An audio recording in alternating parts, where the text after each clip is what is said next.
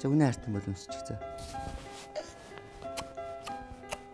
Оо ийм олон хайртай юм уу. За баярлалаа. Би чамайг ийм олон болгож өгсөнд чи надад баярлаач гинэ л хэрнэ. Үгүй чи яар надад баярлаач. Би чамайг зөндөө олон болгож өгсөн. Октод чи хинтээ адилхан байна гэл. Тэр инээлтэл манай аавын анхны зээ. Тэгээ манай хоёр хүүхдээ булаацалтаад. Эсвэл хэний хүүхдийг уурах шахчих хүүхдээ авч байгаа. Тэгээ аваад хамгийн анхны харсан юм бол өөртөө адилхан хүнийг харна хамгийн гоё бид л шүү дээ. Эжамин яагаад намайг хайрлан бэ? Их орон яагаад удам байдаг юм бэ? Би ажилдаа явах замдаа, ажилдаа буцах замдаа жаахан охтууд бэлэн чиний жоохон өрөө салхилуулаа тэврээд байгаа ч та би зөндөө тааралддаг. Нэг талаар би бэлгшээд ягаад тэгэхээр улс үндэстэн өсч өндийж байна гэсэн. Өөр нэг бодол төрдөг. Энэ өөрөө ер нь хүн болсон хүн байна уу? Алгын чинээ хүүхдийг том болгоход нь бас өөрөө юу гэж загнаж хүмүүжүүлэх болдоо гэж өөрөөсөө асуугаал байдیں۔ Би өөрөө хоёр охинтой. Гэхдээ бол одоо мэдээж хэрэг ихэнх цаг маань цэцэрлэгийн хүүхдүүдтэй өнгөрчдөг. Тэгээ эндээс айгүйх өөрийнхөө бас алдаа оноо гэсэн олж авч харж идэг. Яг ингэх байсан юм байна ч гэх юм уу. Дараагийн удаа гээл одоо айгүй сайн боддгоо шүү дээ. Хүүхдийг хайрлах хайр гэдэг юу юм бэ? Хайрын хамгийн ихний үүрэг сонсох байдаг. Сонсох гэдэг зөвхөн жихээр сонсохыг хэлдэггүй. Хүмүн ууралж байна. Хүмүн баяртай нөө баяргүй байна. Биеийн хилэмж болоод яриаг нь сонсох. Энэ бол хайр. Юу сонирхоод байна, юунд дуртай байна гэдэг тэр орчныг бүрдүүлж өгөө, тэрийг амсах боломжийг олгоод өөрөө шийдэх, өөрөө одоо өөрийгөө олох боломжийг эцэг эхчүүд олох нь маш чухал байгаа. 10 хүүхдэд ижилхэн даалгавар өгөхөд хайрцангуй л байгаа шүү дээ. Тий хайрцангуй байлгүй яах вэ? Нөгөө л их хийх ажлын хажуугаар л өндрөл гардаг болохоос биш ялгаатай байдлыг харж дүгнэх, олон төвшний даалгавруудыг ялгаатайгаар бэлдэх гэдэг энэ чинь л хэрэгжүүлж байгаа шүү дээ багш нар.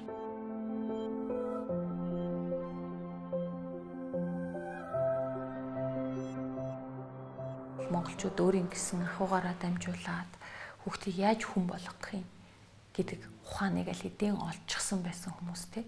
Шинэ цагийн соёл руу орсноос хойш бол дийлэнхтэй сургууль, цэцэрлэг гээд хүүхдийн хүмүүжил, хөгжил гэдгийг ингээд даатгаад ээж аваа завгүй байсан.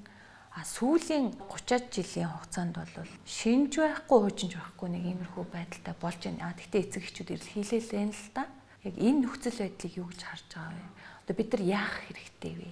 Хүүхдээ хүмүүжүүлэх арга барилыг би бусдаас сурах шаардлага бол байхгүй.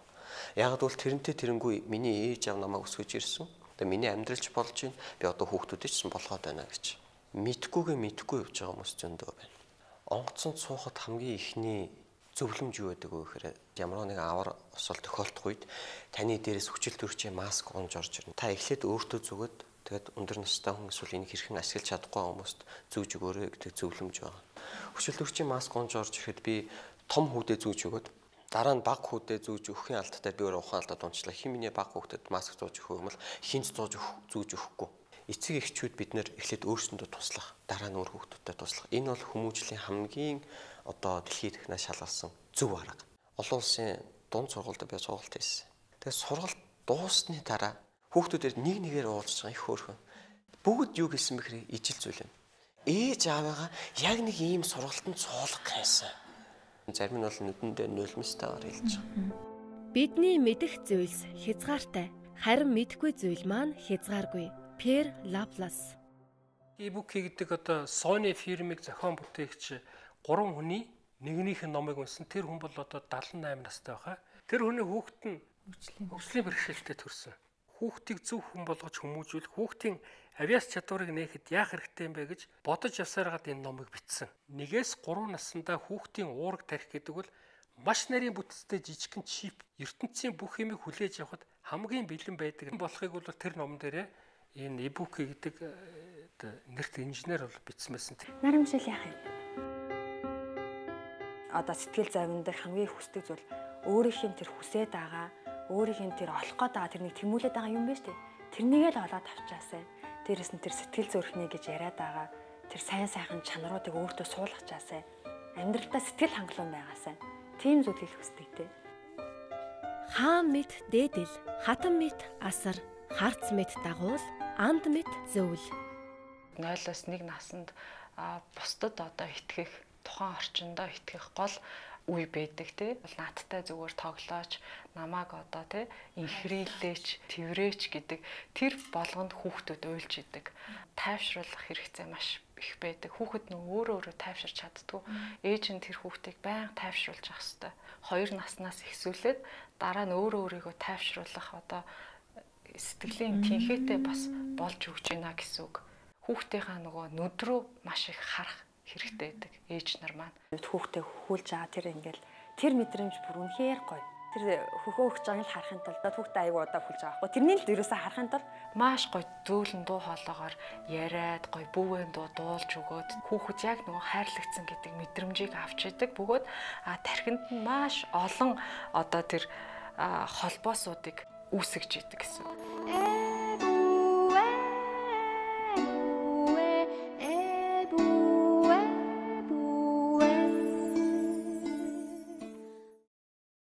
Хүүхдээ маш сайхан инхрийлж одоо хүүхдээ илэх хүрэлтээр дамжуулаад хайрлагдсан гэдэг мэдрэмжийг авч яадаг байхгүй юу? Мууцан сурчинж гэдэг юм уу. Тэгээд хаяад ах юм бол хүүхэд нөгөө хайрлагдаагүй гологцсон гэдэг мэдрэмж суучдаг. 2 нас дээр хүрээд ирэхээр тухайн хүүхэд маань өөрөө аливаа зүйлийг нөгөө хийж сурах хэрэгцээтэй тэр үе юм байна. Тэгэхээр нөгөө одоо яг бидний алдаа юу гэхээр яг нөгөө бага насны хүүхдэд ч юу нэр 60 чагунцын ажил ингээ хийдэг гэл тэгдэг ш. Хүмүүсийг хараад тэрийг хиймээр хахад нөгөө ээжүүд яах вэ гэхээр би чадна штэ гэдэг нөгөө хүслийн шууд дараал чи чадахгүй би хий. Би даах тэр боломжийг олгоогүйгээс болоод өөртөө итгэлгүй, хариуцлага үүрэх чадваргүй болж байна гэсэн. Хэдийгээр хүүхэд маань яг энэ нэраа үеийнхээ үеийг санахгүй боловч дотор нь үргэлж энэ мэдрэмж тэр хүний амьдралын туршид байж идэг гэсэн. Одоо би ямар байна? Дийлэнхтэй надад ямар мэдрэмж төрөөд байна гэдэг бол тэр нялх үеийн юм яваад шүү дээ, тий. Тэр хүнийг бүрдүүлж байгаа маш том хэсэг бол 0-3 нас. Маш чухал үе. Яагаад чухал вэ гэдгийг дэлхийн 2 дугаар дайны үед олж нээсэн байгаа нь л та. Дайнд одоо аав ээж нь өргөцсөн хүүхдүүдийг насрамжийн төвд бүгднийг ингээ байлгаад сүүг нь уулгаад хоолыг хоолж исэн ч гэсэн тэврэх одоо хүрэх хэрэгцээ нь хангагдаагүй. Тэрнээс болоод нөгөө би хайрлагдсан юм байна, чухал хүн юм байна гэдэг тэр мэдрэмж төрөөгүй учраас хэсэг хугацааны дараа нөгөө хүүхдүүд маань нас орсон маа. Илгэндээ тэврээд хайрлсан тэр мэдрэмж нь удаан хугацаанд амьдрах дээрээс нь одоо цаашаа өсөж том болоход хоол хүнснээс илүүтэй чухал юм аа. Тэгээд монголчууд тэр 3 нас хүртэл нь хаан мэддээ эдэлж эрхлүүл гэдэг тэр ухааныг бас барьдаг байж тий. Тий. Оюун ухааны хөгжил чинь 3 наснаас эхэлж явагддаг. Тэрнээс өмнө болохоор сэтгэл зүйн хөгжил явагддаг 0-3 насн дээр буюу EQ гэдэг хөгжлийн талаар яриад байгаа байхгүй юу? За хүүхэд бол яг үндсэндээ 3 нас хүрээд өөрийгөө бие даасан хүн гэдгийг бүрэн ойлгож эхэлж байгаа. Хувь хүн гэдгийг бид нэр хүлээмж хүрэх ёстой. Би хүн өсгөж ин шүү. Зөв хүнийг сайн сайхан хүнийг өсөхийн тулд хүнээс сонсох, өөрөө юм унших, олон юм бодох хэрэгтэй болов гэж бодож байна. Өөрийнх нь орон зайг нь та зөвшөөрөх ёстой. Тэгэхээр яг энэ зүйлсийг ярихаар манад нэг нийтлэг байдаг жишээ өгөхөөр үгүй нар манаач нэг барууны юм байна гэж. Бид нэр уйлна, бид нэр баярлна, бид нэр гомдно, бид нэр хайрлна, бид нэр тунирхна. Энэ зүйл бол төв ус соёлын ялгаа энд байхгүй. Английн хунтайж, үнж гээл ингээд тэдний мэдээлэл бол цаг үргэлж мод байдаг шүү дээ, тий. Зургийн ч юм уу, бичлэгийн ч юм уу ингээл байнга харж идэг хүүхдтэйгээ дандаа сууж харьцаад байдаг. Тэгэхээр энд учир байна, тий. Хүүхэд тантай харьцаж эхэлсэн тэр үед бүх юмыг орхиод яг хүүхдийн харааны төвшөнд суугаад нүдэрээ харалцаад яг тэр хүүхдийн яриаг нь сонсох хэрэгтэй. Тэр асуултанд нь хариулах хэрэгтэй. Тэгжээж хүүхэд өөртөө ихтэйгээр өөрийгөө бусдад илэрхийлж сурахын хамгийн эхлэл бас тэнд явагдаад байгаа. Бар бамброш. Цэнгүүнээ өнөөдөр жижүүр юм байна тий? Одоо жижүүрээ хий. 0-6 нас бол хүний хүртэл хамгийн эрчимтэй оргил хөгждөг энэ үе дээр нь яг ажиллаж байгаа учраас цэцэрлэгийн багш бол нэлээд онцлог мэргэжил. Би ийм олон хүнтэй ажиллах гэж шүү гэдгийг ойлгоцсон тийм л оюутнуудыг бас бэлтгэж гаргасаа гэж бас хүсдэг. Ер нь бол одоо ингэ ярьж байгаа оюутнуудыг харж байхад яагаад би хүүхдэд яг энийг зааж өгөх ёстой гэдэг тийм хариуцлагатай хүүхдийг хайрлаж чаддаг, сонсож чаддаг яг тийм байх нь их чухал гэж боддгийн. Заах биш. Багш бол ерөөсөө л хүүхдэд одоо туслагч, хүүхдийн чиглүүлэгч, тэдний хөгжлийг дэмжигч ямар зан төлөвтэй хөхтэй яаж ажиллах байгааг мэддэг байх хэрэгтэй. За Эника ажил нь дуусч байгаа юм уу? Тийш сууж байгаа ажил. Би бол төлөвшлийн тал дээр бол одоо юу гэдэг анх сургуульд орохдоо л хүүхэд бол тэрийг олцсон эртгэл гэж бараг хэлмээр байгаа. Гинтхэн одоо юу гэдэг сургуульд ороод гинтхэн зан гарын шингийн үед өөрчлөлт ороод гинт одоо тэр муу дадал хөвшлүүд нарилаад ч юм уу юм болно гэд бас их хугацаа орно. Үндсэн гэрийн хүмүүжил бол аль түрүүн тэр 6 настай байхдаа л аль түрүүн бүрэлдсэн байдаг. Одоо жишээлбэл ер нь нийтлэг ирээ хүүхдүүдээс нэг ийм анзаарагдаад идэв гэдэг юм юу ах вэ? Айл гэрэг бүлүүд ийм цөөхөн хүүхдүүдтэй эрх дураар нь байлгацсан. Хуучны Монгол уламжлалч гэдэг юм уу те ах цаа хүндэлдэг, дэг журамтай байдаг гэдэг юм нарийндан зүйлүүд дээ шүү дээ те.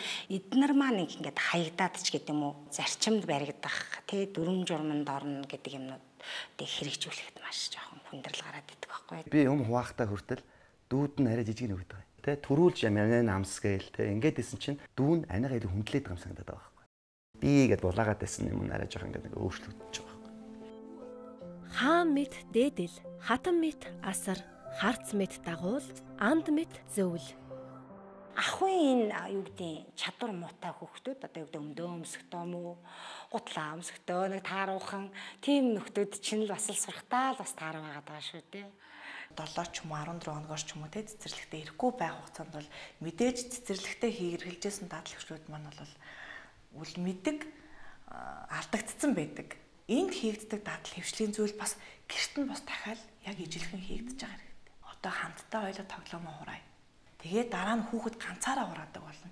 Энд чинь маш олон удаагийн давталт байж ийж хүүхэд маань хүлээж авдаг. За хичээлээ хураагаараа.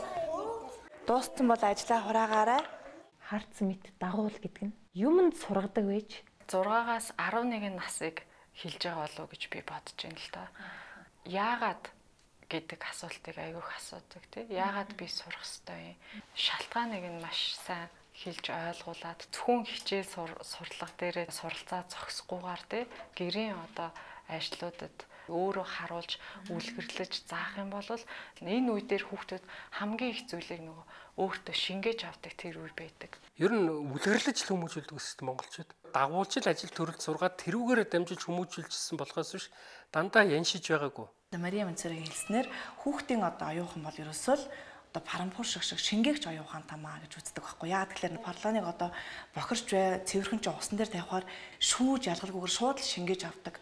Яг тэрэн шиг л хүүхэд үдсэн харснаар шууд хүлээж авдаг учраас багш өөрөө биеэрээ яг зөв үлгэрлэн дуурайлагч байх хэрэгтэй. Энэ юм бэ? Цэцэм бэ. Энэ хүртэл юм ээ. Хүүхдээ ингээ хорих хэрэггүй гэдэг нэг ойлголт байна шүү дээ. Тэгтээ бас дандаа санснаар нь байлгаад байхгүй. Энэ хоёрын хоорондох хэмжээг би одоо яах ёстой. Эцэг эхчүүд өөрөө нөгөө эрх мэдэлтэй тий. Одоо жишээлбэл шүдэ угаа гэсэн бол заашгүй угаах хэрэгтэй тий. Эсвэл машин явж байвал машины бүсийг заавал шүүв бүслэх хэрэгтэй. Дэлгүүрт ороод чихэр авъя гэсэн болгонд нь бид нэр үгүй ээ. Яагаад гэвэл эн чинь эрүүл мэндэд муу. Тодорхой хэмжээний нөгөө хил хязгаар тавих нь одоо маш их чухал байдаг. Маш их хүлцэнгүй эцэг бас байна. Бүх юм дээр нь хүлцдэг. Бүх юмыг зөвшөөрдөг, дураар нь тавьдаг. Энийг болохоор монголчууд эрхлүүлэх гэж яриад байдаг. Энэ маш том хор хүмүүлтэй. Буруу эрхэлсэн хүүхэд бухын үзүүнээс хатуу гэж ярьж байна. Тэгэхээр энэ эрхлүүлэх гэдэг үгэнд их учир байна. Ахмад үе маань юу гэж сургалаа? Эрдмийг сурвал далай, эрхийг сурвал балай гэж хэлсэн байна. Мэдээж яриг эрхлүүлэх яах вэ те? Бидний хүүхдүүд чи хүүхэд насндаа эрхэлж өсөх ёстой, тоглож өсөх ёстой, ээж аваа хайранд унбах ёстой.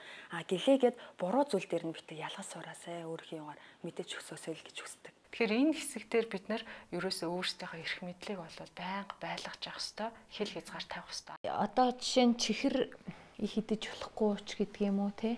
Тийм зүйл дээр бол би одоо хүүхдээ ямар арга хэрэгэлдэг вэ гэвэл ээж нь чамд маш их хайртай. Шүдэн одоо өвдөх юм бол чамд муу, хэцүү. Тэр битээтэйгээсэй гэж би тэгж байгаа. Чи ээжтэй хайртай, надад итгэдэг бол тэгээ бол. Хэрвээ чи надад хайргүй итгэхгүй байгаа бол өөрөөхөө шийдэж болно гэд ингэчдэг байхгүй юу? Тэгэхээр айгүй гоё бас эрхчлөө өгж гинэ гэсэн үг шүү дээ хүүхэдтэй. Би хүнийг хүндлээд тухайн хүүхэдтэй харилцаж байгаа нэг хэлбэр байхгүй юу? Өөрт нь нэг төвөг болохгүй. Бид нэр төвөг болохгүйгээр ингээд нэг өөрийнхөө юм шийдэх гээд байх үед шүү дээ. Шал тохиромжгүй газар би энэ палажийг өмснө гэдэг ч юм уу. Бараг дараа болмоор газар би энэ тоглоомнуудаа авч явна гэдэг ч юм уу тэгдэг штэ. Тийм үед нь би за өөрт нь төвгүй надад төвгүй юм чи яадаг юм бэлдэ гэж боддог штэ. Зөв үү? Зөв. Яг зөв. Сонгох боломжийг олгож байна гэдэг чинь итгэл үзүүлж байгаа нэг хэлбэр. Итгэл үзүүлж байна гэдэг чинь бас нэг хайрлаж байна гэдэг тэр хэлбэр байгаа байхгүй. Бүх юмыг ээж аав нь хүүхдүүдийнхээ өмнөөс шийдээд тахаар надад итгэхгүй байна гэсэн тэр мэдрэмж хүүхдэд төрдөг. Ээж аваасаа дандаа хамаардаг болч том болсон ч гэсэн. Диктатуртай эцэг гэдэг. Энийг хийх гэсэн бол хийн. Хийхгүй байх юм бол шууд шийтгэл амсуулдаг. Бүх юм дандаа дүрм журмаар явдаг. Бүтээл сэтгэлгээг нь хамгийн их алдаг зүйл. Өөрийн одоо бодож санаж байгаа хилдэггүй зөвхөн тухайн хүний хэлж байгаа зүйлийг дурггүй байгаа ч гэсэндээ тэрийг ингээд дагдаг. Дурггүй гэдгээ ерөөсөө илэрхийлдэггүй. Тэрнээсээ болоод маш их сэтгэл санаагаар ундаг. Тийм одоо хүмүүс бас болчихдог. Тэр нь эцэг эхчүүдийн зорилго мөн үү? Тухайн үедээ айлгаж номхруулж байгаа ч гэсэн нөгөө талаар хүүхдэд ерөөсөө хайргүй гэсэн мэдрэмжийг төрүүлждэг. Тэгтээ наадах чи яг ингэж санагдаж байна. Диктатур дотор өссөн хүн магадгүй нас биед хүрээд эрхчлэн түрээд ирэхээр хит их хэрэгчлөөг хүсэмжилж чаахан. Яг дамжирч задгаарч магадгүй юм шиг. Нэг зүйлийг ингээд хит их ингээд шаардсан тулах үед хүн автоматар нөгөө зүг рүү шууд явах хүсэлтэй байдаг. Бид нэр хүүхдүүдийг юунд сургаж яах вэ? Заавал ууралж хийж, орилж хийж өөрийнхөө үгэнд оруулдаг байх гээд бид нэр суралцуулаад байгаа. Хоёлаа хоолой халуун дээр идэ. Мөрөн дээр нь гараа зөөлхөн тавиад түлхээд хамтаа галтгооны өрөөнд ороод хоол идлээ. Маргааш өдөр боллоо. Та дахиад охиндоо яг дахиад саяны хийснэ давтаа тийм 14 хоног хийцэн байхад өсвөр насны дээр нь та зовоод байхгүй. Эцэг эхчүүд өнөөдөр бас ямар байгаа вэ? Хэр зэрэг төвчээртэй байгаа вэ? Өөрөө эхлээд тэрэндээ тийм тайван хандах хүлээцтэй болсон тэрийг сурцсан байх хэрэгтэй байна. Гайхамшигтай асуулт. Тайвширлын үлгэр жишээг та харуулж чаддаг эцэг хүү дагаад уралдгүй гэдэг энэ маш том асуулт. 5 настай хүүхд тоглоомороо тоглож байна. Эвлүүлдэг тоглоом болсонгүй, гой байшин болсонгүй. Хүүхд ууралж байна. Жим хэмд уурлаад тахтай ингээд ээж аавдагаа ууралж байна. Хүүхд ямар байдалтай байна? Тэр үед та ямар хариу үйлдэлийг үзүүлж байгаа вэ? Энэ л хүүхдийн хүмүүжлийг бүтээж байна. Би бол чинь хоёр юм барьдаг. Жишээ нь 5 цаг боллоо гэхэд минийхэн даалгавар хийгээд эхлэе. Сайн их муу их тухай би яриаггүй. Зүгээр одоо юу гэдэг ээжээр юм аавраа эмээгэр юм шаардлагах шаардлагагүйгээр тогтмол цаг даалгавар хийж байгаа ч гэдэг. Орой 10 цаг гэхэд минийхэн унтсан байна шүү. Маргааш жил дээр ингэн орой эрт амарчих юм бол өглөө минийхэн ойр мөдлөхгүй босоо явна ч гэдэг юм уу. Сахилгатай гэх юм одоо ийм болгоод хуурчих юм бол тэр болгон дээр нь би загнаал шаардал гинт орой юм хийсэн үү одоо тэгсэн үү гэдэг ахгүйгээр өөр дээр нь одоо юмыг хариуцуулаад гэсэн үг л дээ. Гэр бүлтэй ядаж жилдээ хоёрхан тийм дүрм зохиодог бай. Өнгөрсөн жилийн манай гэр бүлийн дүрм юу гэхээр одоо өнөөдөр юу хийв? Тэг бүх сайхан юмнуудаа ярилцаад хамтаа хоолоо идэх. Энэ үед зургт унтраастай интернет байхгүй байх хэрэгтэй. Хоёрдугаар манай гэр бүлийн дүрм өнгөрсөн жилийн юу байсан бэхээр баярлалаа уушлаа гэж заавал хэл. Хоолоо идэж дуусаад баярлалаа ээж. Ээжийг аавыгаа үгэнд ороог бол уучлаарай ааваа ээж. Нэг жил яваад ирсний дараа одоо энэ дүрм манай гэрт байхгүй. Гэхдээ аль хэдийн манай гэр бүлийн нэг хэсэг. Дараачийн дүрм өөр. Магадгүй мэдлэх хүндлэх ёс байж болно. 14 бол худлаа гэдэг шударгаар хэлээ. Би бол хоёрыг бөгөөд хэрэгжиж болох зүйлээс. Жохол бөгөөд хэрэгжиж болох хоёр. Энэ бол маш зөв.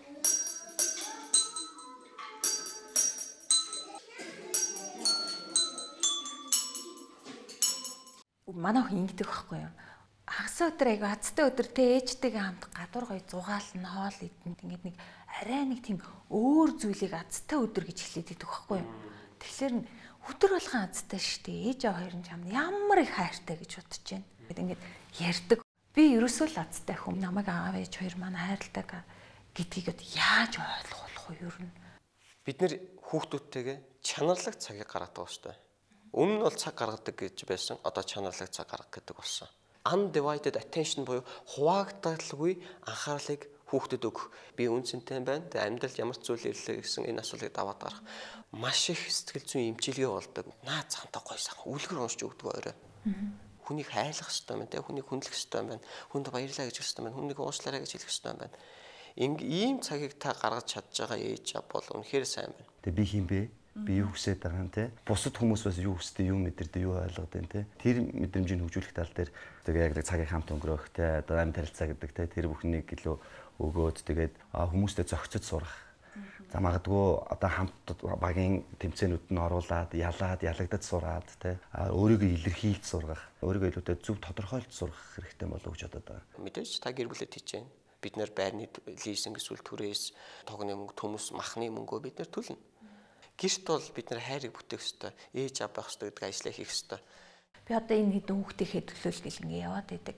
Гэхдээ нөгөө инспирэшн чинь хаана хэр хэмжээтэй яваад байна гэдэг юм чинь чухал болчиход байна тий. Хүүгээ 6 настай байхад ээж аав хоёр амьдралын эрхээр Солонгост ажил хийхээр явсан байна. 10 жилийн дараа ээж аав хоёр ирлээ. Хүү 16 настай.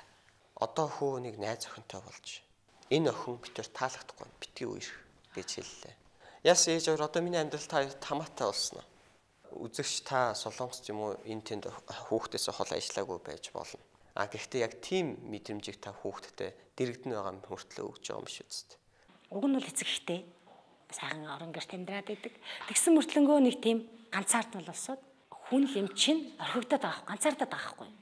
Тэгээд нөгөө нэг ярьдаг, хэлдэг юм багтай хүний сэтгэл зүй тэ харилцааны янз бүрийн бэрхшээлүүд үүсчихэд хүүхдэд төвччихэд байгаа юм байхгүй юу? 10 минут ч юм уу 20 минут суугаад хүүхдтэй яг тухайн өдөр ямар байсан талаар ярилцаад яг дотор нь юу болоод байгааг сонсоод тийм одоо эцэг эхүүд яг хэд байгаа бол тэ. Гэтэл хүүхэд ерөөсөө эцэг эхийнхээ хайрыг цаг гаргаж байгаа л хэмждэг. Ялангуяа тэр өсвөр насны хэмж гэдэг юм уу хүүхдүүдийг өөр дотоогоо эцэгчүүд ойр дотн байлгахын тулд за өнөөдөр танай ангаар саний ут тавь.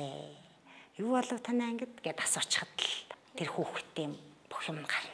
12-оос дээш насн дээр яг нөгөө ант найз нөхөр мэт ихтгэл хүлээлгээд бидааж одоо шийдвэр гаргах, бидааж одоо аливаа зүйлийг хийхэд нь урамшуулах, зоригжуулах тий. Тэгэл одоо би чиний бүх юмыг бэлдсэн. Одоо чи тэгэл дуугаал сураадаг гэд ахар чин тэр хүүхд чинь бас үгүй байхгүй. Өөр хэрэгцээ байгаа дээ. Нэг их ядарч орч ирээл те би ажил хийгээл та нарыг тижээх гэж чийдэг юм уу? Дандаа ажлынхаа болохгүй хэцүү байгаа шантарсан тийм юм яриад байвал хүүхэд мэдээж өөртөө бараг ингээд ээж аваасаа харсан нэг тийм алдаан юм шиг биднээс олоод ээж аав маань гээ ядраад байт юм байна. Их ажилддаг юм гэсэн тийм сэтгэл зөвлөх хүүхдэд аль болох суулгахгүй байх нь аюул чухал. Шинэ одоо би гэр бүлээ тижээгэн төлөө явж байгаа яг үнэндээ олон хүмүүс хэлэх байх л да. Гэтэ би яг үнэндээ гэр бүлийнхээ төлөө биш би өөрийнхөө төлөө гэр бүлтэй болсон байхгүй. Эхнэрийнхээ төлөө эхнэртээ суугаагүй байхгүй яг үнэ хэлэхэд. Би өөрөө сайхан амьдрах гэж суусан. Би бас өөрөө гэр бүлтэй болох гэж хүүхдүүдтэй болсон байгаа шүү дээ. Тэгэхээр энэ ямар нэгэн зүйлийг юм ялархмааргүй гэдэг байхгүй.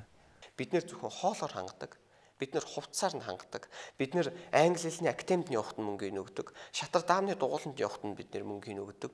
Гэхдээ ээж аав байх ажлаа хийдэггүй. Цаг гаргаад ярилцдаг. Шалтгаан юу гэхээр би өөр хүүхдүүдэд хийж наран ба. Би цаг гаргалаа хин идэх хоол энэ үхий 24 цаг досоо цаг хүүхдтэй яриад гэдэг өгүүлбэр та битээр яриаг. Энэ бол ерөөсөө хүмүүсийн гаргаж байгаа шалтгаан. Бизнесийн байгууллагын удирдлага, төрийн байгууллагын удирдлагууд та битээр яриаг сонсож байгаа бол эрт тараадаг байгаарэ гэдгийг бас санал болгомоор байна. Тэгээ амралтын өдрөөр ингээд за одоо миний охины юу дуртай, юу өсөж ийн гэдэг. Гэр бүлээр болцоонд явдгийг. Тэгэл кино үзснээ дараагаар жишээ нь энэ дээр миний охин юу ойлгосон бэ гэж асуудаг. Аав нь ингэж бодлоо. Магадгүй ээж нь ингэж бодлоо гэдэг. Өөрөөр хэлбэл нөгөө жоохон ухаанаа уралдуулдаг. Тэгээд тэрэн дээр нь тулгуурлаад ярилцдаг. Одоо аавынхаа үгийг хүртэл тагилдаг болоо л та. Сүүлдээ миний энэ зүүн болов гэж ойлгосон байхгүй. Ангийн дарга гэж нэг сонгох. Хоёрдугаар анги сонгож хэлдэм байна л да. Хин ангийн дарга болох уу, хин хүүхдүүдэд өдөр тугсан манай охин би гэдгсэн юм байлаа. Тэгээ болцсон гэж байгаа. Тэр нөгөө өөрийгөө илэрхийлээд зоригтой тий магадгүй те алдаанууд дээрээс суралцаад тийм чадварууд зүүн болов гэж бодоод байгаа шүү дээ. Эцэгхийн хайр гэдэг бол баян ядуугаас ч юм уу хаана амьдарч байгаагаас хамаарахгүй зүйл шүү дээ тий. Яг үнэ. Яг хүүхдийн дуртай зүйлийг 7 хоногт ядаж нэг удаа хамт гаргаж гин үү. Тэр цагуудыг гаргахгүй байгаад байгаа тохиолдолд баянч бай, ядууч бай, ямар ч айлын хүүхэд хаягдсан, үл тоогдсон гэдэг тэр мэдрэмжийг ерөөсөө л байнга авч ийн гэсэн. Нөгөө хүүхдээ сайн болгоё гэвэл мөнгөө багасгаад зарцуулах цагаа ихсэх гэдэг штэ. Магадгүй өөрөө асуудлуудыг зоргоороо шийддэг тэр нөхцөл мөрддөг ч үж магадгүй. Цаг гаргахгүй хаягдж байгаа хүүхдүүд. Тий. Сүрэг зан үйлд хүүхдүүд ордог тий. Тамхи татах, арх уух, мас урлах бойц хэрэглэгч гэдэг юм. Химийн боцоор тархиа эвдэж штэ. Эмчилж болдоггүй. Ийм хэцүү юм руу Монгол хүмүүс одоо орж байна. Одоо бөөнөр орж байна. Эдгээр зүйлүүдэнд явандаа дондолт болдог. Тэндээс ангижрахад маш хэцүү. ядаж амралтынхаа 2 өдрийг гэртээ зарцуулахад ямар их өөрт болоод гэр бүлд сайхан байна, аз жаргалтай байна, хайр дүүрэн байна, эерэг үр дүнгууд хэрж гэн гэдгийг одоо би өөрөө мэдэрч байгаа учраас өнөөдөр яриалгаа нөгөө стресс гэд тэ нэг л уриалаа оцсон бидний бараг бамбай боллоо шүү дээ тэр үг. Тэр юм багсна л гэж бодогдоод нийгэм лөө бид нэр буруутгалыг өгöd байгаа тийм. Ер нь зүгээр еврей үндэстэнд гэр бүл салалт бага байгаа нь энэ бүтцийн хагасаа өдөртөө би нотолж харуулъя. 5 дахь өдрийн орой тэнгэрт нэг хамгийн ихний од харагдахаас хагасаа өдрийн орой хамгийн ихний од харагдах хүртэл шаббат гэдэг өдрийг сахидаг юм байна. Ямар ч цахилгаан тоног төхөөрөмжтэй харьцахгүй ямар нэгэн ажил хийх ёсгүй. Зөвхөн гэр бүл үр хүүхдээ цагаас зарцуулах ёстой. Энэ нь бас нөгөө талаараа санхүүгийн ач холбогдолтой байд юм байна. Та битэр хурш айлаа байлаа гэж бодъё. Тэгээ би банкн дээр очиод таныг шаббат гэдэг өдрөө сахидаг хөөн гэж би нотолж хэлэх юм бол та зээл авч болно. Ядаж нэг өдрийг гэр бүлдээ чанаалга гаргадаг баг. Доктортой 50 байдлыг бий болгох тэр хөшүүргүүд хачин бүртгүүлэх. Тэгэхээр таны хэлдэг үнэн байгаа байхгүй хагасаа бүтц өдөр ингээд чанаалгыг цаг гаргахад стресстэй бид нэр бүх талаараа ач холбогдолтой гэж үнэн үг. Жилийн өмнөх судалгаагаар жилд 16 мянган хосууд гэрэлтэд батлуулж ийн гин. Гэхдээ жилд 4 мянган хос салж ийн гинэ. Тэгэхээр л нөгөө таны хэлээд байгаа хүн болоогүй байж ээж амьдрал руу орж байгаа. Энэ ер нь хүн 18 нас хүрээд өөрөө нөхөн үржихийн боломжтой болж ирж байна гэсэн. Даавруудын нөлөөгөөр нөгөө хүснээ хитрхийг сонирхож эхэлдэг байна. Байд суух аргагүй. Энэ үе бол тодорхой бас хугацаатай. Энийгээ мэдэхгүй аваачиж бид хоёрын хайр дурлал энэ тэнгэрээс агуу юм гэж хөтлөж явж байгаад биологийн процедур нь аажим ингээд дүрлжчихсэн баг зэрэг ингээд намжаад ирэнгүүт би хайргүй боллоо гэд ингээд салцдаг. Яг гэр бүл болохын хувьд бэлэнгийн хувьд бол энэ бол хэлбэрийн хувьд бол мэдээж хэрэг бэлэн байгаагүй л дээ. Гэхдээ сэтгэл зүйн хувьд бол мэдээж хэрэг төлөвлөөд тэгэл шийдсэн. Ерөөсөө одоо хоёлаа тэгвэл өөр хөтөлтэй болъё гэл. Анх ингээд юу гэдэг нь гэр бүл болоод ингэж яхад магадгүй баяраа шиг аав нь байр аваад өгсөн ч юм уу те. Цэцгээ шиг тийм одоо дэмжүүлсэн болж гэдэг юм уу нэг юм болоод бол байсан. Би нөгөө ээжтэй хэлдэг байсан. Одоо ингээ харахаар юмгүй байсан бит хоёрыг илүү нэгтгэжсэн байгаа байхгүй. Хоёлаа нийлээд ингэх юм бол байрныхаа урьдчилан олчихно. Тэ? Одоо сарынхаа лизингийг одоо төлнө гэл ингээл. Одоо тэгэл анхны юм уу хөвтөрөнгөт өөр ингэсэн нэг юмтай болоод хоёр дахь хөвгт модэрнгөө тэр юм арай сайжруулаад ингээл нөгөө хүүхэд болгон бэлэг болоод байж санагдаад. Нөгөө бэлийн бэлдээд өгөхөр чинь хүн чинь амьдрах чадвар нь сулраад тэгээд ирэхээр үл ойлголт үүсдэг юм болов. Магадгүй эцэг ихэн ч гэсэн өөр хүүхэдтэй одоо энэ залуу гэр бүлүүдэд дэм болох гэж байгаа нь одоо энгээд амьдралд нь хитрхийг заримдаа оролцоод байгаа юм шиг энэ өөр хүүхдийн төлөө байдаг сэтгэл нь зүв зүйтэй боловч магадгүй цаагаараа зарим талаараа арай л өөр буруу юм сургаад байгаа юм уу? Тэд нэр хариуцлага ухамсарлахгүй байна. Тэгээ энээс болоод бид нэрээ одоо яриад эмзэглээд байгаа гэр бүл салалт өөр хүүхдээ нэрээдөө өнчрөл хацал гэдэг юм бий болоод байгаа юм уу гэж бит хоёр яг залуу хүмүүсийн хувьд энэ дээр айгуур санал нийлдэг. Өөр хүүхэд гэдэг бол зүгээр л нэг амьдралын урсгалаар бий болдог юм биш ээ. Энэ бол маш том хариуцлага юм аа. Чиний өмнө бүхэл бүтэн дахиад нэг амьдрал бий болж байна. Энэ бүхэл бүтэн амьдралын төлөө амьдарч байна гэдэг ойлгосоод өвчин завлан биш л бол өнөөдрийн нэг ганц талхны мөнгө ч гэдэг юм орон байрны асуудал, унаа уншвал асуудал биш юм байна гэдгийг бол аюулсан хүүхдтэй болоод ойлгосон. Тэгээ тэрнийхэн төлөө ч зүтгэдэг. Насан туршийнх нь хань болох уу?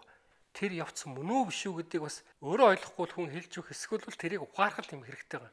Дунд сургуульд багт нь биологийн хичээл дээр, анатоми хичээл дээр сайхан яриад өгч хэрэгтэй шүү дээ.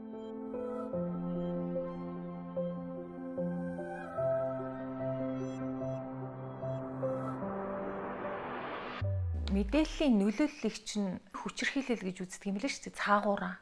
Одоо бид нар болохгүй зүйлсийг хэдий чинээ их ярина, бүр детальчлан их ярина. Тэр өөрөө нийгэмд маш буруу нөлөөлөл үзүүлж яадаг. Тэр бол өөрөө хүчирхийлэл юм а гэсэн тодорхойлт бас байлээ. Оюун санааны дайснууд бүр ерөөсөө гарт нь ингэж явж шít тий. Юм бүхнийг үзэж шít. Энд чинь хүмүүжил явж байна. Ойрын 5 жил хизээч үзэж харж сонсож байгуу жигшмээр айхтар бузар хэрэгүүд одоо сонсож харж мэдээд одоо хамгийн аимшигтай тэр нь цочирдохоо үлж эхэлж байна. Нийтээрээ л одоо энэ рүү эрхэмлэх сэтгэлээ нэг зүгт болгож чадах юм бол аврал байна. Боловсрол, соёл, хүний хүмүүжүүлэх, гэгэрүүлэх, таниулан мэдүүлэхэд их анхаарахгүй бол нэрээ Монгол улсын тусгаар тогтол ирээдүйд байхгүй болох вэ гэж боддог. 95 оноос 2005 он хүртэл ихэнх багш нар ганцхан 8-нд явсан. Сургууль цэцэрлэгүүд чинь ингээд сайн боловсруучгүй болоод эхэлсэн. Одоо бол яг энд их анхаарч багш нарыг их бэлтгэж эхэлж байна. Гэвч манай Монгол улс энэ арчилж хийжээд эхний замбраагүй байх үедээ нэг зурус үеийг айхтар алдсан шүү. Багшийн мэргэжилтэнд ялангуяа цэцэрлэгийн багшийн мэргэжлийг сонгож байгаа хүмүүсийн маань ихэнх нь оноо нүрэг эсвэл одоо гэр орныхоо одоо шаардлагаар орсон явцдаа солиулна ч гэдэг юм уу тиймэрхүү байдлаар оржсон учраас нөгөө багш гэдэг мэргэжлийн маань мөн чанар үн цэн нь өөрөө нэлээд бага. Би өөрөө яг энэ мэргэжлийг дурлаж сонгоцсон. Тэр зүрх сэтгэлээр одоо хүүхдүүдийг одоо хайрлаж сурахтаа ус дурлаж сурсан тийм л байх. Хүүхэд нөгөө хайр дүүрэн орчноос илүү суралцдаг. Одоо бол жоохон цэгцэрх гээд байна. Тэгтээ ийм сургуульд хүүхдээ өгөхгүй би Америк сургуульд өгнө, Орос сургуульд өгнө, Япон сургуульд өгнө гэж чамирхаад би юмтэйгээ өрсөлдөд нөгөө хүүхэд нь тэнд очихоор шал өөр хэлний, шал өөр ёс дүрм журм үзээд шал өөр сэтгхүүтэй юм заалгаад эхлэнгүүт Монгол гэдэг чинь болох бүдүүлэг улс байдаг юм гэсэн сэтгхүүтэй бараг болж байгаа бах та. Монголчууд хэзээгээр ангар гариг дээр одоогоор очиагүйсэн вирус молекулын нууцыг мдээгүй ч хэлээ гэсэн энэ орчлон ертөнцид хүмүүсийн хоорондын харилцаа, хүний амьдралын маш нарийн ширээнийг мэдсэн ба штэ. Үр хүүхдийг зөв сайхан хүмүүжүүлэх нь ирээдүйд ямар айл гэр болох вэ? Тэр байтугай ямар улс нийгэм болох вэ гэдэг эрт захиж хэлж ийсэн байна. Манай энэ одоо яг өнөөдрийн байгаа сургуулийн орчин мэдлэг олгож байгаа энэ нөхцөл байдал хэр зөв таатай байгаа вэ? Хичээл дээрээ сайн байвал би үнэлэгдэх юм байна. Би хайрлагдах юм байна гэдэг мэдрэмж маш их төрүүлт юм шиг надад санагддаг. Хичээлдээ сайн байгаад байгаа тохиолдол маш их урамшуул өгдөг. Гэтэл зан чанар тал дээр нь ерөөсөө урамшуулж шагнаж байгаа юм ерөөсөө байдаг байхгүй. Манай зүүн хөтөлбөрт орсон байдаг штэ. Хүүхдийн хувийн төлөвшил гэдээ бас нэг юм дүнх юм байдаг байхгүй. Сэтгэл мэдрэмжээ илэрхийлдэг байх, үгүй гэж хэлж чаддаг байх гэсэн тиймүүд байдаг байхгүй. Тэгсэн мөртлөнгөө тэрийг нь үнэлээд чанарыг сайжруулад байх цаг багш нарт байхгүй шүү дээ. Мэдрэмжийг судалдаг, мэдрэмжийг дүгндэг тэр юмнууд бол хэрэгждэггүй. Худлаа юм яваад байгаа. Тэгээ яг ингээл заримдаа нэг тис өөр энэ төр асуулт асуух хүүхдэд аюул дуртай шүү дээ. Иргэний боловсрол хүн ба орчин гэдэг хичээл ордсон юм байна. Гэхдээ тэр нь бас л нэг дутагдaltaй юм шиг санагдаад байгаа. Гадны ингээд системийг харахаар хүүхдэд маш сайн тусалсан энэ 7 хоног гэж шагнадаг. Хүүхэд болгон бүгд хичээлдээ мундаг онц сурах боломжгүй шүү дээ. Хүүхэд болгон ч өөр шүү дээ. Аливаа зүйлийг сурах хүлээж авах генийн өгөгдөл байна. Тэ. Тэгээ энэ дээр яг одоо энэ програмыг сурах ёстой гэж багш нарт ингээд хөтөлбөр өгсөн. Яг энэ дагуу нь ингээд шахаад байдаг бэрхшээл гардггүй. Гаралгүй яах вэ? Гарна шүү дээ тэр чинь. Тэр яагаад ч одоо бас хүлээж авахгүй ч юм уу тийм хүүхэд бас байна штэ байдаг штэ. Сурганы бас нэг онол байдаг штэ. Ямар ч хүүхэд сурдаг. Тэ сурахгүй хүүхэд гэж байдаггүй гэд бидний үеийн ч гэдэг юм уу одоо надаас өмнөх багш нар ч гэдэг юм бүгдээрээ одоо ямар нэг арга олдондоо байгаадаа гэж үзээд байдаг нэг юм л ууггүй. Энэ нөгөө системийн бас асуудал ахгүй юу? Хүүхд болгон сурах нас өөр, хөгжих нас өөр. Тэгээд тэрийг хүлээмжшэрх ёстой. Би 2 хүүхдээ онц сур гэж би хизээч ятгадаг. Одоо ялангуяа би том хүүг бол би 8 дугаар хүртэл онц сурч суудаа бол байгаагүй юм бэл. Зүгээр 9 дугаар ангиасаа л би маш сайн сурч ихээс. Сургууль цэцэрлэгүүдэд бас ажиглагдчихж байгаа нийтлэг зүйл медаль ч юм уу, стикер ч юм уу, тавуу шүү ч юм уу тий. Хүүхдүүдийг маш их гадаад одоо урамшууллыг өгдөг. Сэтгэл судлалт хүний дотоод тэр мотивац маш чухал гэж ярьдаг. Хүүхдийг дураар нь тавьдаггүй, тодорхой хэмжээр хил хязгаар тавьдаг.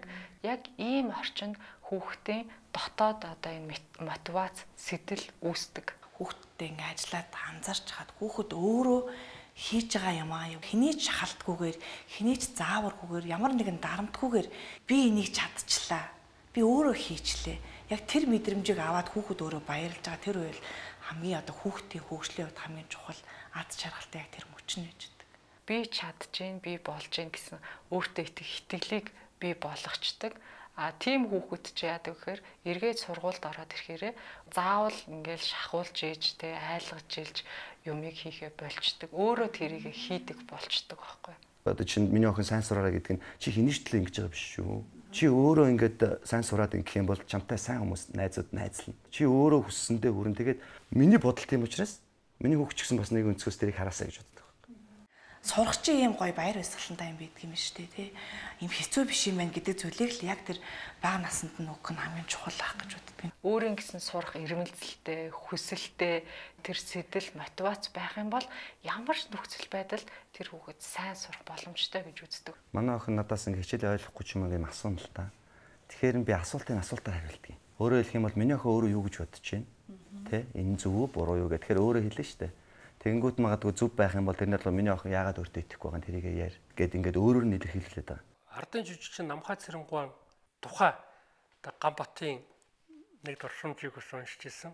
Намхай Цэрэнгуан хүүхдүүдэд ойд дагуулж явж асуулт болгонд нь залхуурлаггүй тайлбарладаг гэсэн юм. Бүгдийн нэг мод ягаад юм, ягаад буруу ордог юм, ягаад энэ дистаратай. Хүүхэд өөрийнхөө насан тохирсон асуудлуудыг хүмүүс өргөл тавихад тэрэнд хариулах чадвартай, төвчээртэй, уйггүй, хичээнгүй байх хэрэгтэй гэдгийг би тэр Намхай Цэрэнгуан тэр жишээнээс би нэг номноос уншиж ирсэн санаж байна. Цөөх хөрөлөө сургууль руу оруулчихаар нэг хүүхд чинь сурчдаг юм биш үү? Тэр чинь сурахт нь бэлдэж явах хэвээр. Нэг юм хүлээгээд авчдаг. Хүний хэлсэн юм хийчдэг. Ингээд нэг хоёр юмыг харьцуулцдаг. Сэтгэл зүй хандлагын л бэлдэх хэрэгтэй байхгүй. Тэрнээс л их юм мэддэг байгаад багшид тийм ашигтай. Багшид тийм сайхан байдаггүй.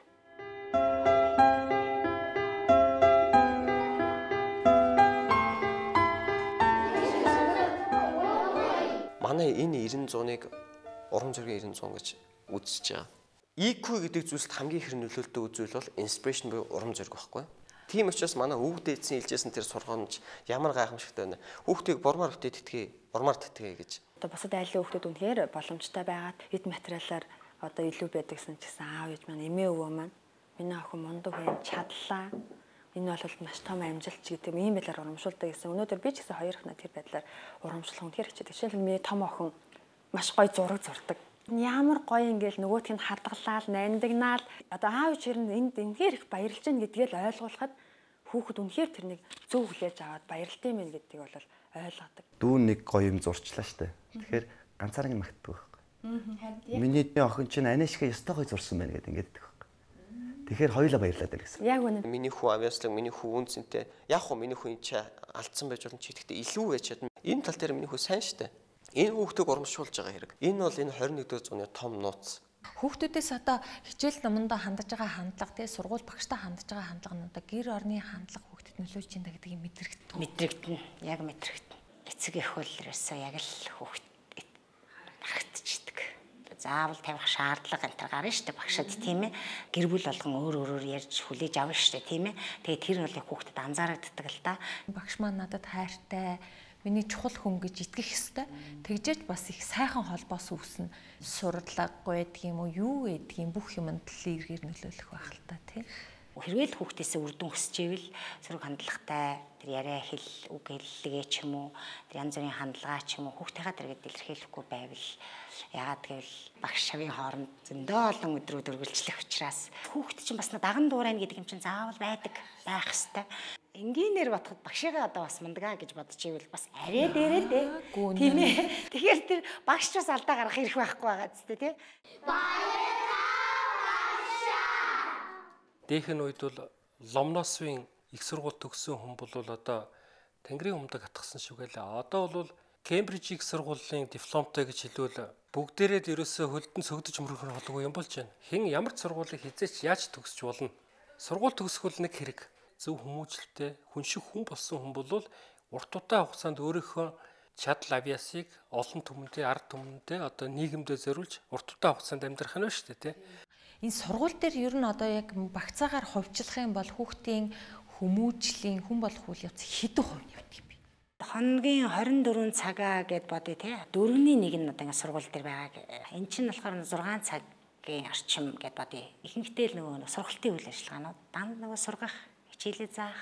Тэгэл нөгөө харьцан хандлагын юм аях нөгөө нэг мэдрэмжийн юмнууд ч үндсэндээ бол хаягддаг л да. Тэгэл яалтчгүй нөгөө юм байх хэвээр, тийм юм байх хэвээр тэгдэг шүү. Нөгөө л нэгэн шаардлагаал тавиад л хүнийг хайрлах, хүн ёс, хүн чанар, одоо бусдыг хүндлэх, за бүр наандаж хүнтэй мэдлэх гэхээс ахуулаад энэ зүйл дээр бид нэр өөрөөсөө ажиллаж чаддгүй юм байна. Манай боловсролын систем ч гэсэн тэн дээр маш тааруухан юм байна гэдгийг бид нэр анзаардаг. Одоо дэлхий ч гэсэн сая одоо юу гэдгийг 2020 он гэхэд хамгийн эрэлт хэрэгцээтэй хамгийн үнэлэгдэх чадварууд юу юм бэ гэхээр зүрх сэтгэлийн боловсролыг сэтгэл хөдлөлөө удирдах чадвар, хүнтэй ажиллах, хамтрах, хүнтэй ярилцах чадварууд гэдэг энийг үнэлж байгаа гэдэг үднээсээ манай боловсролд бас тэнцвэртэй хөгжүүлчих юм бол гэсэн үг л дээ. Тэгэх юм бол энэ магадгүй заглагдах байхаа. Одоо тэгтээ одоо ер нь яг ямар бодлого хэрэгтэй байна сургууль дээр? Энэ хөтөлбөр Багдад ч юм уу өөр хөтөлбөрөөр хэрэгжүүлэх ч юм уу ийм юм яриад хэрэггүй байхгүй. Танхимд суугаад нэг 3 цаг хичээлсний дараа гадаа гараад үүсдэг сайхан талбай байх хэрэгтэй шүү дээ сургууль. Материаллык баазуудаа сайхан нэмэгдүүлмээр хүний хэрэгцээг хангах юм байх хэрэгтэй байхгүй.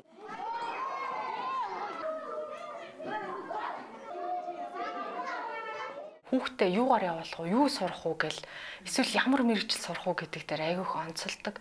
Гэтэл яагаад би сурах ёстой юм бэ гэдэг тал дээр нэх онцолж ерөөсөө хүүхэдтэй ярилцдаггүй. Яагаад гэдгээ ойлгоогүй хүн чинь ер нь бол нөгөө дотоод сэтэл мотивац ерөөсөө байхгүй болчихсон. Ээж аваад ч бас алдаа байхгүй юу? Их юм сургах гад математикч. Нэг л их сурхийн англи хэлтэн маш их юм л хүүхд рүүгээ ингээл дээд зүтгэх гэдэг. Бүр илүү бараг шийтгэл болцсон. Аль алиндаа нөгөө нэг гарцааны юм алдагдаад байгаа байхгүй. Заримдаа аягүй санаа. Хүүхдүүд маань ирээд ингээ ярьж байгаа юм жоохон боловч их тийм хэрсүү сонин юм асуудаг. Тэгэхээр за миний охин тий яагаад гэдгийг ойлгох гэж хичээж байгаа юм байна. Бид хоёрын ядаг хүсэж байгаа тэр юм баг ч гэсэн ойртож байгаа юм байна да. Өөрийн гэсэн үзэл бодолтой үнэнч байгаа юм байна. Тэрэнд нь заримдаа их баярлдаг. Ер нь бол чиний зорилго юм байх ёстой. Тийм учраас чи хийх ёстой ч гэдэг юм уу. Тийм юмыг ярилцаад дотроо өөрийнхөө хүлээлтийг багасгаад за яа гэм би хамгийн санаараа л хичээлээ штэ. За яа дээ. Дахиад боломж байгаа юм чин гэд ингээд бас нэг иймэрхүү оролдлогод хийж л байгаа. Бид нэр одоо төгс байна гэж яах вэ? Буруу гэдгийг мэдчихэж байгаа бол засаад явахын төлөө байх хэрэгтэй. Хөгжүүлэх гэж нэг үүрэг хариуцлага байгаа. Энэ бол зайлшгүй тий. Одоо насныч гэдэг юм уу шатарал би юу? Одоо Монголд байгаа нөхцөл байдал ер нь ямар байгаа юм? IQ-гийн хөгжил гэлээд шүү дээ. Танин мэдгүй тал руу нь илүү их анхаардаг. Юу хүсэж мөрөөдөж जैन, ямар зүйл дуртай байна гэдгийг нэх их санаа тавиал тэрийг нь хөгжүүлэх тал дээр нэх анхаардаг юм шиг зүгээр санагдтыг. Нөгөө л их юм хүсэдэд байгаа ш эцэгчүүд маань нөгөө яг тэрнээсээ болоод ч хүүхд нөгөө хүсээгүй юмд байгаад байгаа юм шиг тийм мэдрэмж төрөд хэрэгцээгээ тодорхойлоогүй хүмүүс нэг тийм албадлагын дор нэг сургууль дээр хичээл ингээд л багшид шүндрэлтэй юм шиг бас нэг ингээл юм зөрчил үүсээд байгаа байхгүй. Тэгэхээр их сайхан бүгдээрээ л багш сурагч эцэг нэг зүгт харсан байвал хамаагүй л үр дүн төрөөр байгаа байхгүй. Гоц хүн бүтээхээс илүү төвчээртэй, энэрэнгүй, бие даасан хүнийг бий болгох нь бүхнээс чухал. Масару Ибука.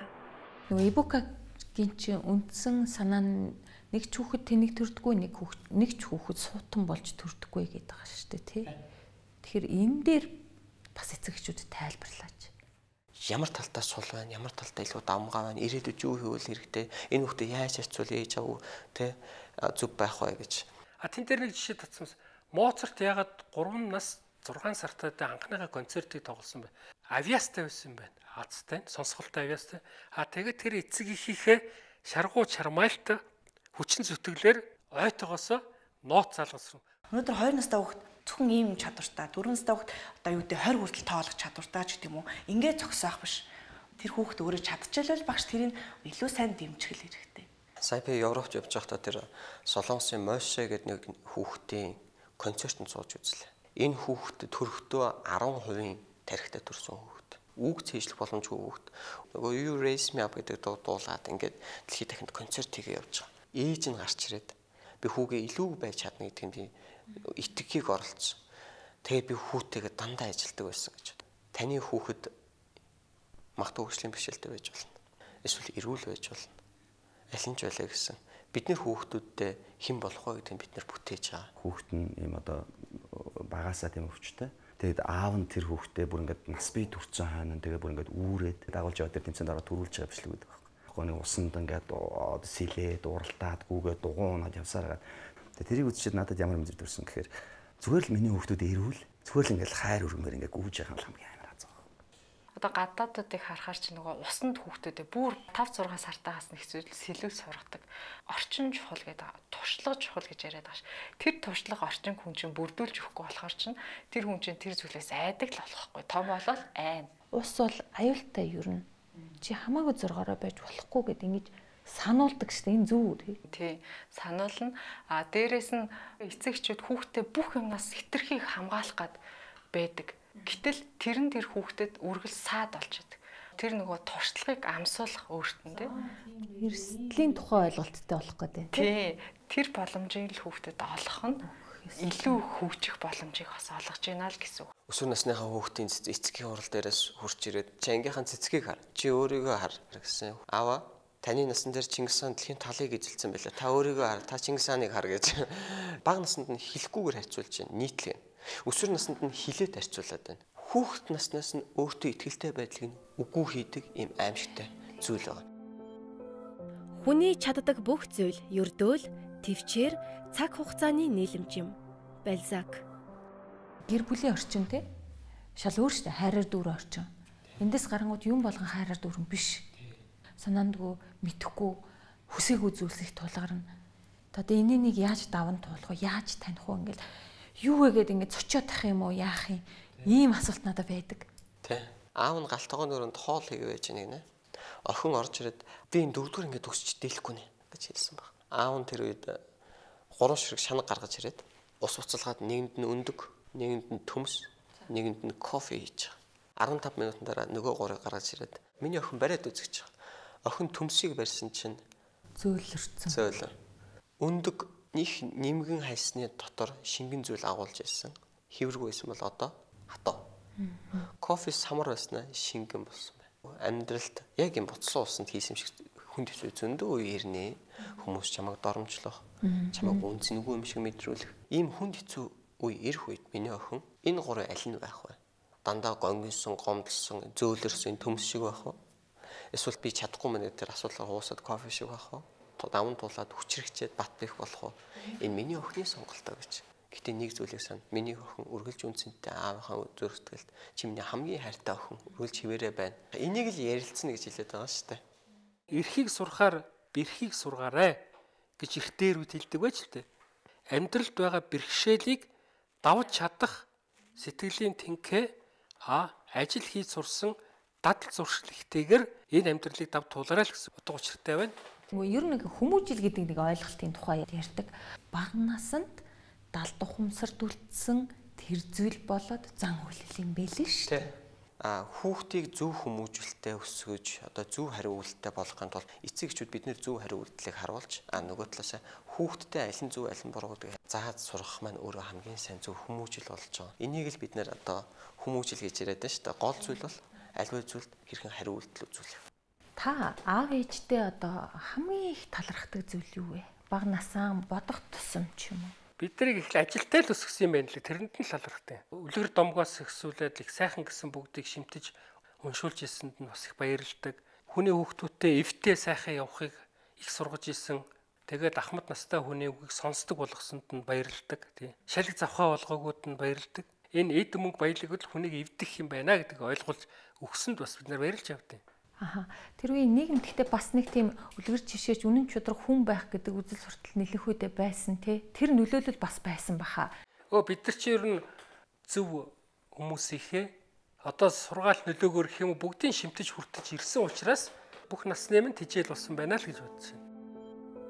Гашуунаар бүү дүүрэг, улай бүү үзүүл, худалд бүү умбул, өнгөнд бүү гэлбул.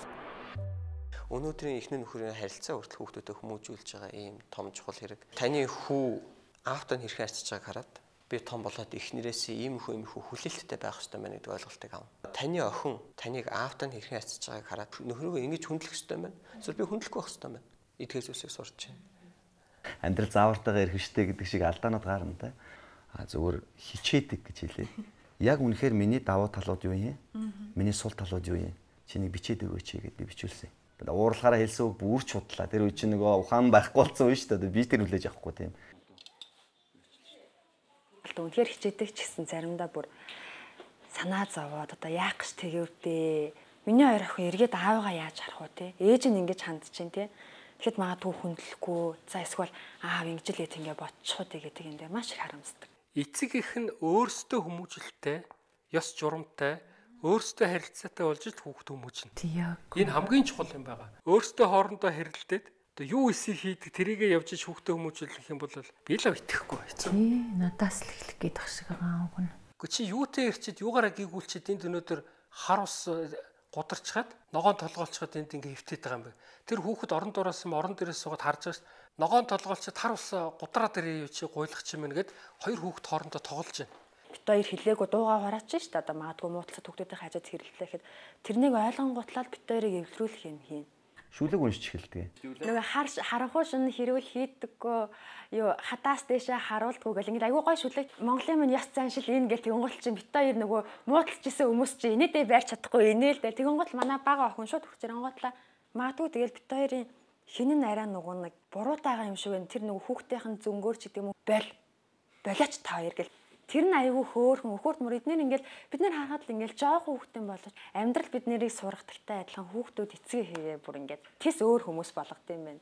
Алны сайхан амтанд аслан аргагүй намгарлаа. Аав хүний хувцлалт үр хүүхдэд хэрхэн нөлөөлдөг вэ гэдэг талаар. Ээж хүний хувцлалт охин хүүхдэд яаж нөлөөлдөг талаар. Хувцалтаар өөртөө бид нэр хүүхдүүдэд хүмүүжүүлж байгаа юм. Жишээлх юм бол хөвгүүд бол ингээл анзаарч хахад яг нөгөө аав нь ингээл сороож өмсвөл дээдл ганцхыг товчлдог бол яг л чадахгүйсэн ч гэсэн би одоо өнөөдөр яг энийгээ товчлох хэрэгтэй гэдэг юм уу. Тэр ярианаас нь аав маань яг ингэж өмсдөг байхгүй юу ч гэдэг юм уу. Тэгэхээр аав хилээгүй мөртлөөсөө үйлдэлээрээ тэр хүүхдэд харуулсан байгаа байхгүй юу. Эцэг юм бас тэр үзүүлж байгаа үргэлжлэхэр дуурал хамгийн чухал юм аа. Аав хүний үүрэг хурал гэр бүл маш чухал байдаг. Аюулгүй гэсэн мэдрэмжийг төрүүлж хийдэг. Дээрээс нь бас нөгөө эцэг хүн байх. Яг ямар зан чанар байдгийг гэдгийг хүүхдүүд ааваасаа одоо харж хүсдэг. Тухайн хүний гендрийн одоо үүрэг хурал, адитгал аав хүний үүрэг хурал маш чухал байдаг. Ялангуяа одоо эрэгтэй хүүхэдтэй гэр бүлийн хувьд болох юм бол аав нь 2-4 насны дээр илүү их ойр дотн цагийг гаргаснараа эрэгтэй одоо тэр шинж чанар илүү их дамгаалах тийм боломжийг олгодог. Бие биенээсээ харамлж хэрэлддэг, өмөөрч хэрэлддэг. Намайг буруу юм хийсэн ч гэсэн өмөр хүн байгаа юм чинь гэд тэр хүн цаашаа буруу юм хийнэ л гэсэн үг. Хүүхдийн хажууд хүнийг муугаар хэлдэг. За бараг хулгай хийгээ бараг хоорондоо эцэгчүүд ярьдаг. Энэ бол хамгийн муу хүмүүжлэл эхлэл гэж би боддог. Миний үг сонсч ирсэн тэр юу гэхээр таны одоо эцсийн шат бол таны хүүхдийн эхлэх шат гэдэг. Өөрөөр хэлэх юм бол тэр хүн хаана очиж дуусна. Тэгээ үр хүүхдэн тэрнээс нь илүү гарах гэж үздэг шүү дээ. Өөрөөр хэлбэл шат байхгүй бид бол үр хүүхдийнхаа. Хүүхдэд эцэг гэхин шүүгэлдэг. Том болсон хүмүүс ингээл дотроо ингээл маш их амархан одоо сэтгэл гутраал ч юм уу сэтгэл түгшээл өөрийгөө буруутгаад бүтлгүй амьтан ч юм уу ингэж нөгөө бодож байгаа тэр дуу хоолой болгон дандаа эцэг гэхээс ирсэн тэр дуу хоолой байждаг. Тухайн хүүхдийн дотор ерөөсөө л эцэг гэх нь байн хамт явж идэг. Аюултай юм аа ер нь. Тэр хүн хинбэ гэдэг шийдэж байдаг. Эцэг гэхийн хайрыг, тэр гэр бүлийн гишүүдийн хайрыг яг өгж явах хэрэгтэй. Энэ хайраас гарч ирсэн хүүхд маань өөрөө маш их өөртөө итгэлтэй, айдсгүй, тайван, одоо альва шинэ орчинд тасан цогцохтой хурдан. Тэгэл одоо эрэгтэй хүүхдийг бол нэг суран ташуурын амт үзүүлч гэдэг юм өгөө гэдэг хандлага байгаад байдаг шин. За ээжээс бол үзчихсэн. Миний аав намайг үгээр өмөөжүүлж ирсэн.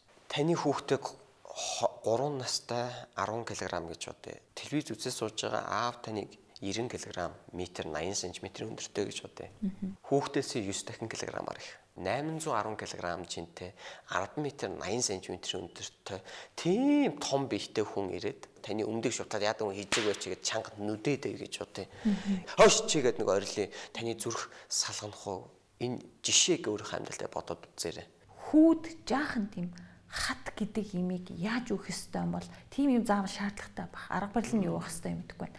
Охтуудыг бол би зүгээр маш их хайрлаж өсгөх ёстой гэж боддог шин. За зөв солонгос шиг харилтаа. Ягаад хүүхдүүдээ багаас нь тахикондод явуулж байгаа. Зөв хүмүүжлэг олгодог тийм ээ. Энэ тэнд очиж зодоонуудаа хийгээд байх бол биш. Харин ч техник сурсан хүмүүс юу гэхээр тийм хүмүүс бүр зуухтыг хичээлдэг өөрийгөө хамгаалах ур чадвартай өөрийгөө хамгаалж чадахгүй хүмүүсийг хамгаалах ур чадвартай байгаасай. Би ч өнөөдөр хүүхдүүдэд тахиконд явуулж байгаа. Хүүхдүүдэд зэрэг зөөлөн байна. Намуухан байна. Гэлээ гэд хүлцэнгүй битээ байгаасаа гэж хүсдэг. Хамгийн түрүү маш өөртөө ихтэлтэй байгаасай. Хүнд үгүй гэж хэлж чаддаг байгаасай. Чадах чадахгүйгаа хүн шууд хэлж чаддаг байгаасай.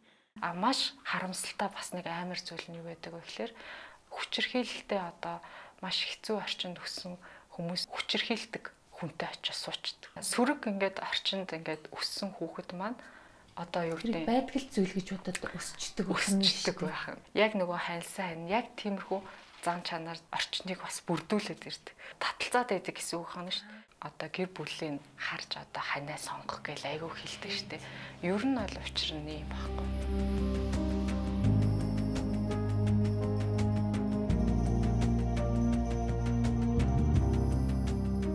Хүүхэд ихтэй их өрөвдмөр маш муухай зан авиртай хүчрхийлэгч эцэгтэй мөртлөө аавдаа маш их хайртай байдаг шүү дээ. Тий. Fairbairn гэд маш алдартай сэтгэл судлаач халамжийн төв дээр очиж хүүхдүүдтэй уулзсан ба. Дандаа хүчрхийллийн орчинд өссөн хүүхдүүд байгаа юм л да. Сайн одоо тий өрчлөх аав ээж олж өгье гэсэн. Үгүй. Би өөрийнхөө аав ээж дээр очимоор байна. Бүх хүүхдүүдтэй гэж хэлсэн гэж байгаа. Тэгээд яагаад аав ээж нь ийм муу хандаад байгаад хүүхэд төрсөн аав ээжигээ гээдээд юм бэ? Хизээ нэгэн цагт намайг аав ээж минь хайрлана, халамжлалтаа гэсэн тэр итгэл найдар байдаг учраас ойлгоход маш их төвөгтэй мөртлөө маш хөөрхилтэй, маш харамсалтай асуудал. 8 настай хүүгийн хамт ээж дэлгүүр орлоо. Ийм шилтэй сүү тарг одоо зардаг ш дэлгүүрт. Хүү тэрийг барьж байгаа унгаагаад хагалчлаа. Чи салга юм уу аашийн? Аха. Энийг унгаагахдаа тэнийг юм уу? Загналаа. Яг ижил ээж. Миний хүү ухаантай хүү юм чинь дахиж битээ ингээрээ. Дахиад би болгоомжтой байх хэрэгтэй байна гэдэг юм л үлдэх гээд шүү дээ, тий? Төрсөн ээж маань надад ийм муухай үг хэлсэн. Намайг цогсон, намайг олон хүмүүсийн өмнө эвгүй байдалд оруулсан. Ээж маань ингэж надад хандж хат бусад хүмүүс ингэж хандахгүй яадгийн. Насан туршдаа үлдэх тэр муухай хараалын үгийг насан туршдаа сэтгэлийн шарахтай явуулахаар тэр зодох үнэхээр шаардлагатай юу. Аав ээж нь тэр хүүхдэд анхнаас нь яг ийм мэдрэмж төрүүлсэн тохиолдолд бусад бүх хүмүүс тэр хүнтэй адилхан харьцаад байгаа юм шиг мэдрэмж тухайн хүн төрдөг байхгүй. Илүү тэр өнцгөөс л хараад идэг байх нь шүү дээ. Аливаа зүйлсийг. Тэр гомдлыг айл хийзэн эцэг гэх нь тэр хүний амьдрал бий болгоцсон байдаг байхгүй. Ааха.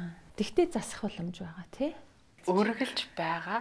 Гэхдээ зарим нэгэн тохиолдолд насан туршдаа бараг л сэтгэл засалт явах шаардлага гардаг байхгүй. Тухайн гэмтэл хэр одоо хэмжээтэй байна гэдгээс шалтгаалдаг. Гэхдээ мэдээж найдар байгаа, өөрчлөгдөх боломж байгаа. Уг хүнийг хамгийн ихээр харамсуулдаг гэж би ойр үед их бодоод байгаа. Хамгийн хайртай хүмүүстэй хэлэх ёсгүй үгсийг хэлсэндээ хүнийг харамсдаг. Хамгийн хайртай хүмүүстэй хэлэх ёстой үгсийг хэлээгүй байж байгаад алдах үедээ хүн харамсдаг. Ижи аавда үр хүүхэдтэй эсвэл хань ижилтэй сайн сонсоод хайртай гэдгийг хэлээрэй л гэж хэлээ. Ер нь харамсалтай байдаг юм надад. Бид нар ирээдүйд сайхан нийгэм байгуулна гэж мянгантаа ашиглаж байгаа боловч өнгөрсөн хугацаанд хүнээ хүмүүжүүлж чадаагүй өнөөдөр ийм дэггүй үг сонсдог олон залуучууд хүүхд багчуулалттай болсон чинь хэрэгэлзээтэй санагддаг. Бид нар нэлийн юм алдсан шүү. Одоо араас нь гүйж нөхгүй бол бас хэцүү. Тэгэхээр нэг хэсэг нийгэм маань өөрөг тийм үнэлж болох юмнууд руу аявих яваад тийм үнэлшгүй юмнууд нь ингээ орхигдоод тэгэхээр тэр чинь нийгмийн нэг тодорхой нэг юм цонх гэдэг юм одоо үе үүсээд бүр нийгмээрээ цөмөрцсөн.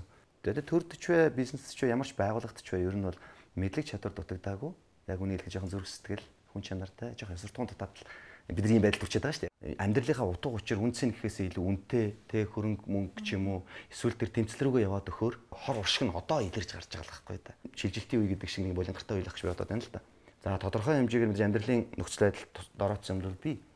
Гэхдээ хүмүүс өнөөдөр би ядуу учраас мөнгөний өнөөс хэсэлтэйгээр би ядуу байж болно. Гэхдээ үр хөвгтэй гэр бүлтэй болоод амьдралаа цаашаа аваад явна гэсэн тийм өрмөлттэй хүмүүс гарч ирээд байгаа. Үнэхээр өөрөө ирж хайх юм бол хуучны сургаал юу байсан? Тэр ухаан ер нь юу юм? Одоо шин цагт энийг яаж тодорхойлоод ингээ нийгмийн харилцаанд хэрэгжилж яах, ашиглаж яах гэдэг юм уу боломж их байгаад байна. Олж авж байгаа жаахан зүйлээ ингээд хүүхдүүдтэйгээ харьцаан дээрээ ч юм уу ингээд оролдоод үзэхлээр би давхар өөрөө хүмүүжээд те хүүхэд намайг хүмүүжүүлж намайг төвчээртэй байхад сургаж байгаа ч юм уу. Тийм зүйл байгаад ах юм. Та одоо ээжигээ л сайн бодох хэрэгтэй байна да. Тэр үеийн хүмүүсийн бидэнд хандчихсан, бидний хүмүүжүүлсэн энэ бүхэн бол үнэхээр одоо яриад байгаа тэр зөв хүний чинь бий болгох арга ухаан байсан болов. Тэр сайхан уучин ухаантай эмээ өвөө байна уу одоо? Хурдж байгааз? Харин тий. Манай өнгөл ээжигээ ярьж байгаа та бүхэн анзаардаг. Одоо миний хань гэр бүлийн нэг одоо соёл хүмүүжил гэдэг юм уу? Жохон зүйлч баярлана. Та одоо жишээлбэл чихэр өнгөл өгсөн ч баг байр авч байгаа юм шиг баярлж чаддаг. Миний хувьд бол тэр зүгээр л хүн надад чихэр өгчөнд баярлаа гэж хэлэхэд болдог бол манай хүний гэр бүлийн хувьд бол тэн чин сэтгэлээсээ баярлдаг. Яванд ингээд цуг амьдраад ирэхээр тэрнээс нь суртдаг. Тэгэхээр би ярьтаа би хүүтэй болох юм бол хадам ээжээр өсгүүлнэ. Өсөхгүй гэсэн ч би хадам ээжтэй авчиж өгнө. Яг азаа шиг гоё олно. Тэгээд эргээд миний бэр надад баярлна гэд. Энэ бол маш том зүйл. Ичээ аваагаа хайрлаасаа. Эргээд ичээ аваараа хайрлуулсан тэр хайраараа үр хүүхдээ хайрлаасаа. Магадгүй авч чадаагүй бол тэр хайрыг үр хүүхдүүдтэй мэдрүүлээсэй гэж хүсдэг.